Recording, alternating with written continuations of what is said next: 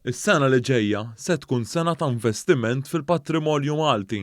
Dan intqal mill-Ministru għall-Wirt Nazzjonali u l-Kultura José Herrera waqt l-estimi ta' dan il-Ministeru. Il-Ministru Herrera qal kif fil-budget imressaq għas-sena d-dieħla il-Ministeru li jmexxi se jkollu żieda fil-fondi għall-Aġenzija Heritage Malta.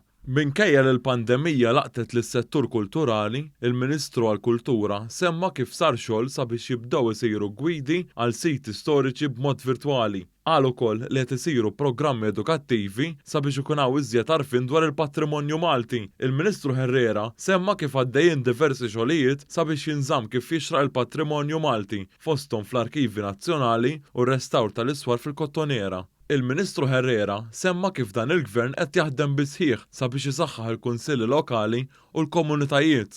Nemmen bisħieħ li l-governanza lokali tgħin fid-demokrazija għaliex tkattar is-sussidjarjetà direttament il-komunitajiet. Minħabba f'dan għalhekk il-Gvern ma jistax ma jurix l-impenn tiegħu. Waqt din is-seduta, il-Whip tal-Gvern Glenn Bedingfield qal kif f'dan is-settur il-Gvern għamel diversi proġetti ta' restawr u anke billi għamel riġenerazzjoni sabiex pajjiżna japprezza dak li għandu. Il-reġenerazzjoni ta' diversi żoni hija esperimenti li rnexxa, bdejna bil-Belt Valletta, qed inkomplu bil-Kottonera u hemm żoni oħrajn li jiena nittama illi il-Gvern iħares lejhom. Bedingfield semma kif il-Gvern qed jaħdem qatih sabiex jiġġenera l-Kottonera b'allokazzjoni ta' 20 miljun euro.